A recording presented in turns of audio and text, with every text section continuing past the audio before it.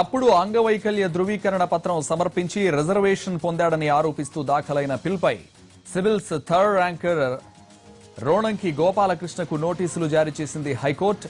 గోపాలకృష్ణతో పాటు కేంద్ర రాష్ట్ర ప్రభుత్వాలు యూపీఎస్సీకి నోటీసులు జారీ చేసిన ఉన్నత న్యాయస్థానం విచారణను 3 వారాలకు వాయిదా వేసింది. గోపాలకృష్ణకు ఎటువంటి అంగవైకల్యం లేదని తప్పుడు ధృవీకరణ పత్రం సమర్పించి ఆ పరీక్షకు హాజరయ్యాడని ఆరోపిస్తూ ఈ పిల్ దాఖలు చేశారు సికింద్రాబాద్ న్యాయవాది.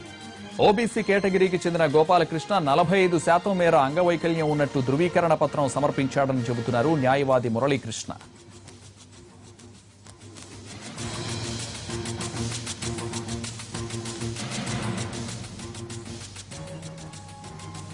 తప్పుడు అంగవైకల్య ధృవీకరణ పత్రం సమర్పించి రిజర్వేషన్ పొందాడని ఆరోపిస్తూ దాఖలైన పిల్పై సివిల్స్ థర్డ్ ర్యాంకర్ రోణంకి గోపాలకృష్ణకు నోటీసులు జారీ చేసింది హైకోర్టు. దీనికి సంబంధించి పూర్తి వివరాలు మా ప్రతినిధి శర్మ అందిస్తారు. శర్మ, గోపాలకృష్ణకు హైకోర్టు నోటీసులు జారీకి సంబంధించి అప్డేట్స్ ఏంటి?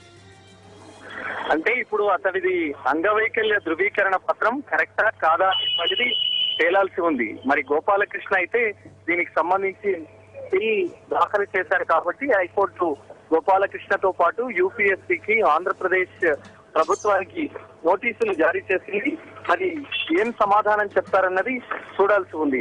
మరి ఆయన ఆంధ్రప్రదేశ్ కు సంబంధించినటువంటి వ్యక్తి సివిల్ ర్యాంక్ 3వ ర్యాంక్ సంపాదించారు.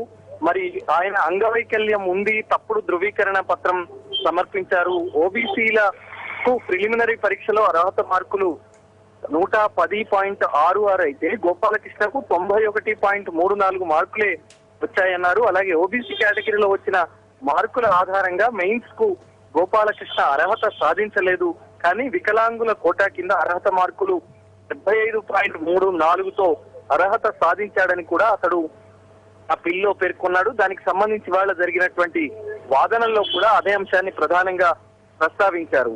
అయితే మెయిన్స్ లో సాధారణ అభ్యర్థులకు పరీక్షా సమయం 3 గంటలైతే వికలాంగుల అభ్యర్థులకు 4 గంటలు ఉంటుంది. అది కూడా అతడు తనకు అనుకూలంగా మార్చుకున్నాడు గోపాలకృష్ణ అనేటువంటి అనుమానాలు ఈ మురళీకృష్ణ వ్యక్తం చేశారు. దీనికి సంబంధించి విచారణ జరిపినటువంటి న్యాయస్థానం విచారణను వాయిదా వేసేది. ఆ అంశానికి సంబంధించే 3 వారాల తర్వాత మరి కౌంటర్ ఏ విధంగా వేస్తారనేటువంటిది చూడాల్సి ఉంది. ఇప్పుడు గోపాలకృష్ణ ఏం కౌంటర్ లో ఏ అంశాలు ప్రధానంగా ప్రస్తావిస్తారు, యూపీఎస్సీ ఈ అంశానికి సంబంధించి యూపీఎస్సీ కూడా కౌంటర్ ఏ విధంగా ఉంటుంది అనేటువంటిది చూడాల్సి ఉంది. ఆ తర్వాత మరి నిజంగానే అతనికి అంగవైకల్యం ఉందా, ఉంటే అది తప్పుడు ధృవీకరణ పత్రమా కాదా అనేటువంటిది తేల్చేటువంటి అంశానికి సంబంధించి ఆంధ్రప్రదేశ్ రెవెన్యూ అధికారులు కూడా దీనికి సంబంధించి కౌంటర్ వేయబోతున్నారు. ఇవన్నీ అంశాల ఆధారం తర్వాత న్యాయస్థానం ఏ విధమైనటువంటి తీర్పు వెల్లడిస్తుందో మనం చూడాల్సి ఉంది. Thank you Sharma.